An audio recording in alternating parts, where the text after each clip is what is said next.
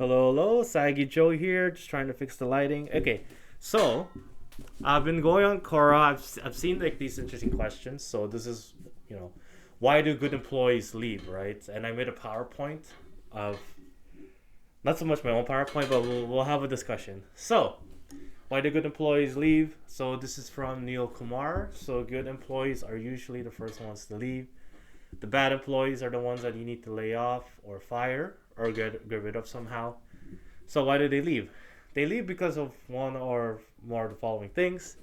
So being underpaid, I think that's kind of standard.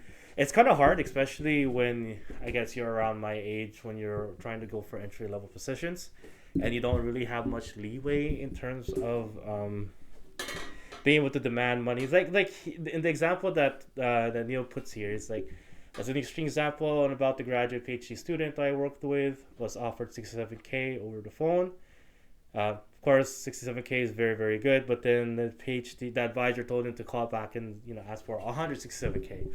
So, and then the hiring manager agreed on the spot. So 167K and PhD, you may be a student, but you have a lot of experience, you have a lot of knowledge, and you're very, very specialized, right? Like you didn't do extra years of school just to get kind of lowballed with 67K. 67K is a little low for PhD student. Now it depends on what. I believe Neil mentioned that they are engineers. So 67K is criminally low for a PhD student, I think. But it depends.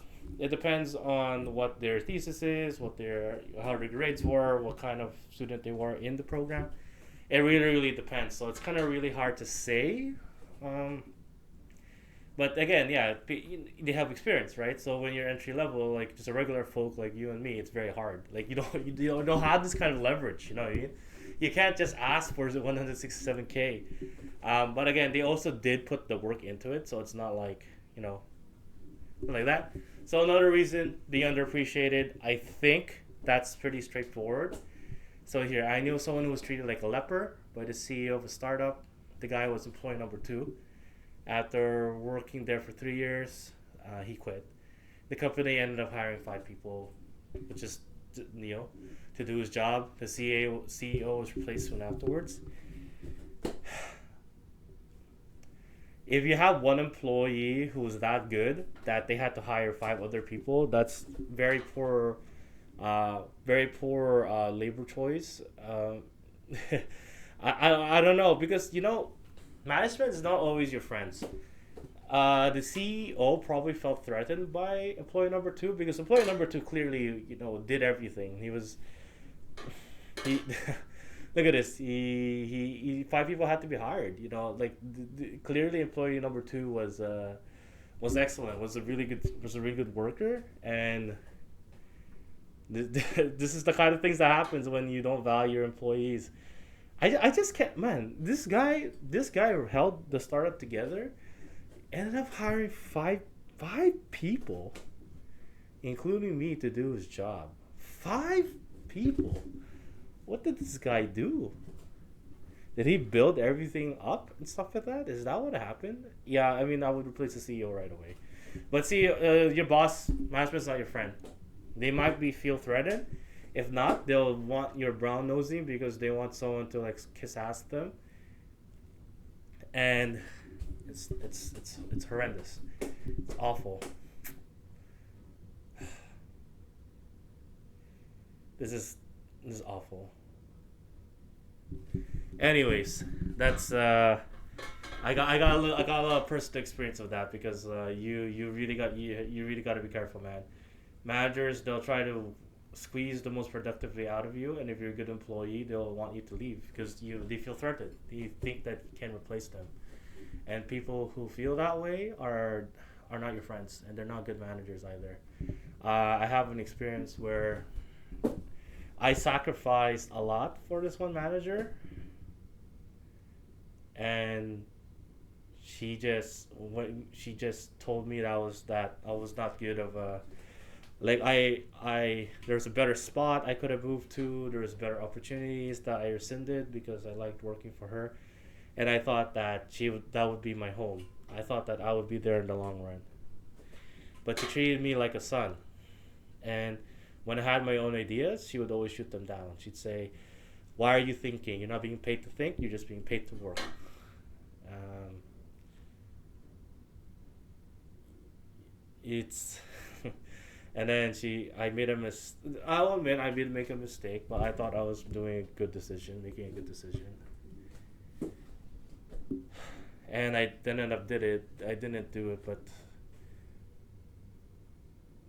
there was things that were said, and I was treated more like a son than I was more of like an employee, and I took it personally, and I shouldn't have.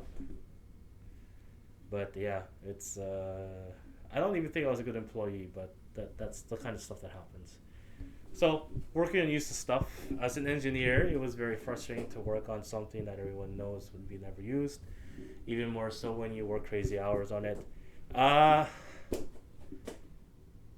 Honestly, sometimes it can feel that way depending on who you're working with. A lot of people, they always say the devil's in the details or something like that. So they tend to really focus on a lot of the detailed stuff, but sometimes you have to like stand back and think, hey, we're missing the big picture here, like we're so focused on this one display, or we're so focused on this one project that could be like very very minor, and then you just forget like, oh, we have a big picture thing. Of course, if you're engineering, I think details matter. I don't know there's necessarily use of stuff when it comes to being an engineer, but I don't know. Uh, I don't know. Yeah, I can kind of feel that. So, horrible company brand. There are many companies that have a poor reputation amongst employers. I used to work at such company. I didn't think that the reputation was that bad. Then I had lunch with an ex-boss, and he told me he had gotten hundreds of resumes of engineers from my company, and each one was dud. He then said everyone told me to never hire for your company, and now I have 300 hours of wasted time to teach me the lesson. Started looking that afternoon. um, I've definitely worked in some pretty awful companies. I'm not gonna lie. I've had some of the worst experiences also with some companies, but it's it's life, I guess. It's um,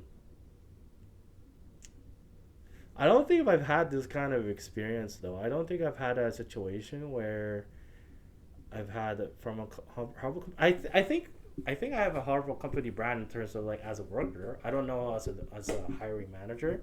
I always like to give people the benefit of the doubt when it comes to applications, and you kind of just use the interview process to kind of smooth things out from there. But I can see how 300 hours is a waste of time because you want to be able to like narrow down and be efficient. It's kind of a shame because it's like it's a form of discrimination in a certain way, but it can't be helped. Can't be helped. Stingy. Worked at a startup for a year where the furniture was atrocious. Laptop was cutting edge for 7 years before. The sole bathroom had problems every month. And they would go to McDonald's or Starbucks. I just worked in a place like this actually. Not stingy, but forget about training, books, tools. I just worked at a place that really didn't know what they were doing. And every time I asked for like something simple, like a tool that we can use, they just wouldn't get it. And I just gave up.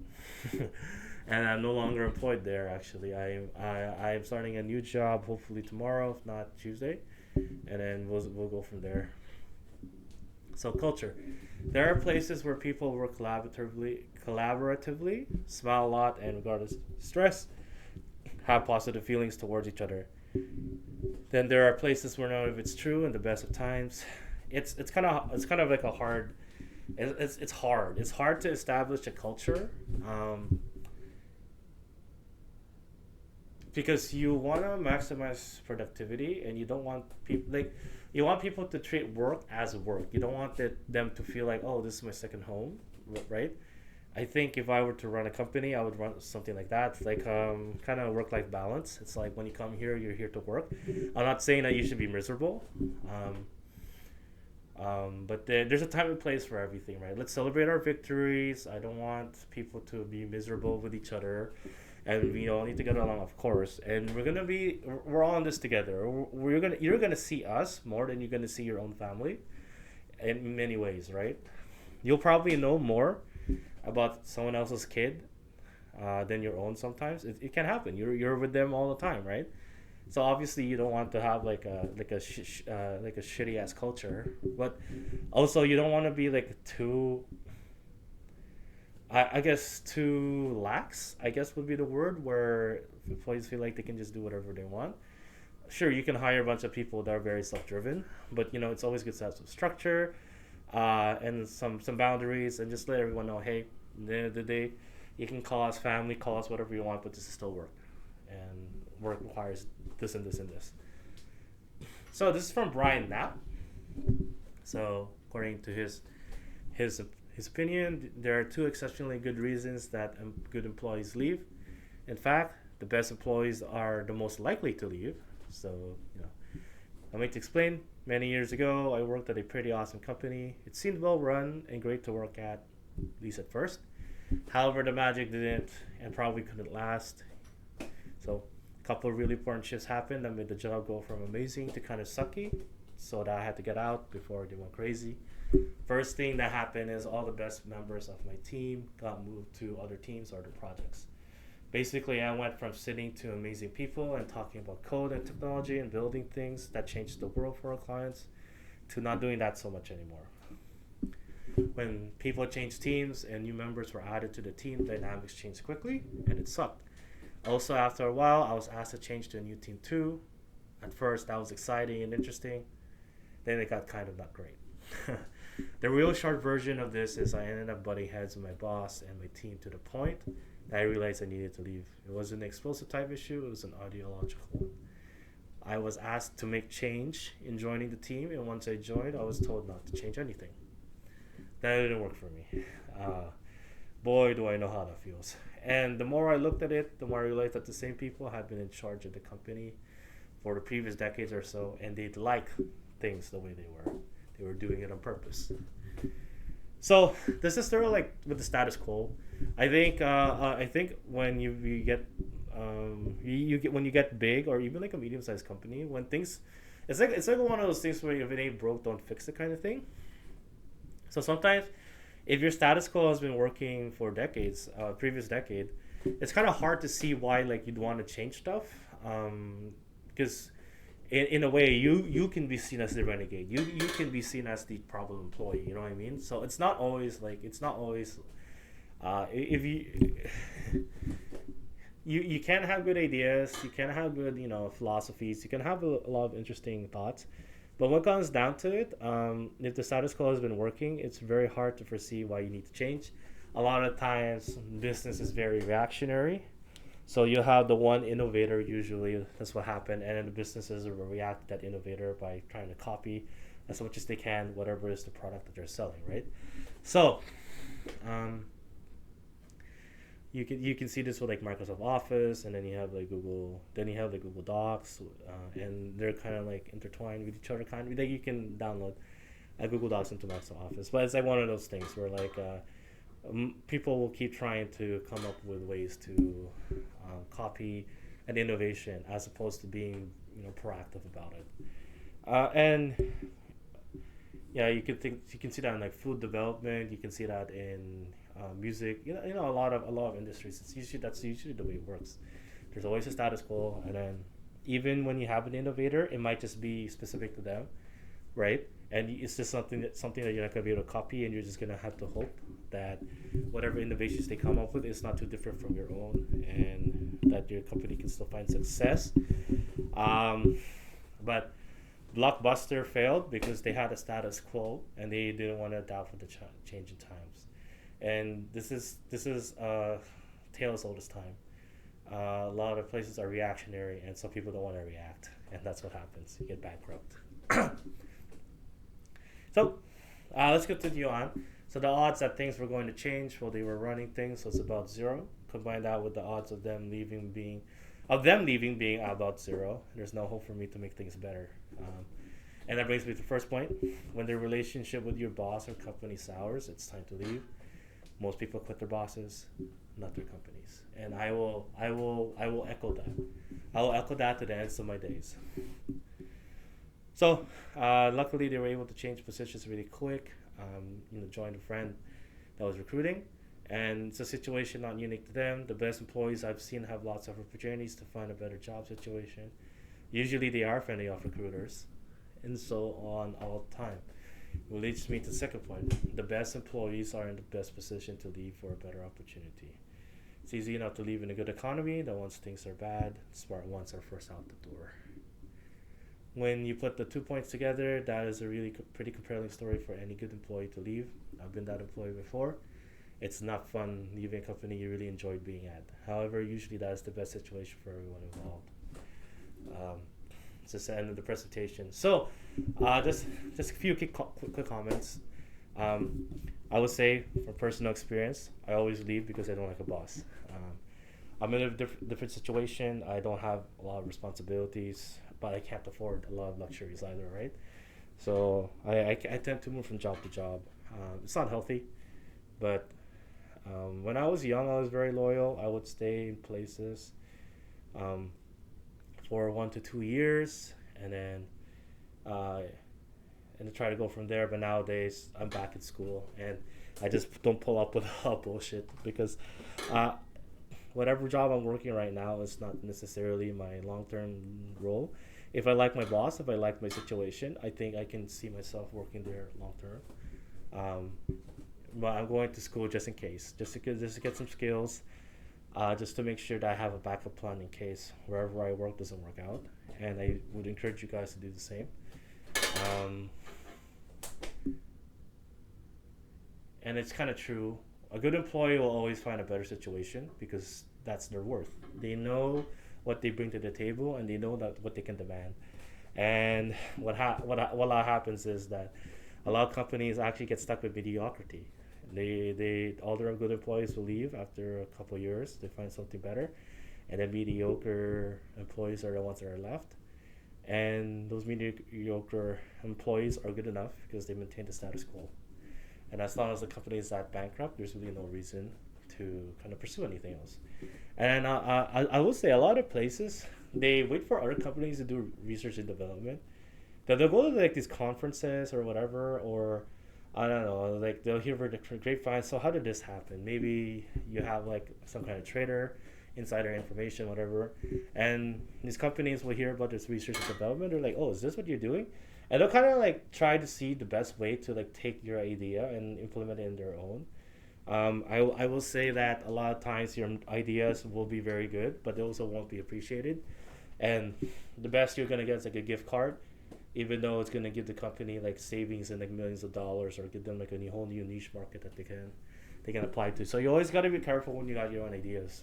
Usually, what I would say is if you got your own idea, and you're very confident with it, I would say to pitch it to some kind of business consulting, like not so much a friend, but like maybe you can go to like a business consultant company or whatever, and try to pitch it there. And if it doesn't work, if it's like a whole brand new idea, like in terms of market, I would encourage that. But if you're just changing an SOP or something like that, it's not really a big deal. You gotta weigh that, right? So that's just something to keep in mind when it comes to thinking, do you want to stay in this company or are you gonna leave? Companies are not loyal to you. They never will be. Unless they've shown that loyalty to you, I would encourage you guys to always look for a better situation. Give them the loyalty that they deserve, but also never stop looking and never say no to better opportunities. The grass is not always greener on the other side, but that doesn't mean that you should dry up on the same lawn. All right. Thank you very much. Later day.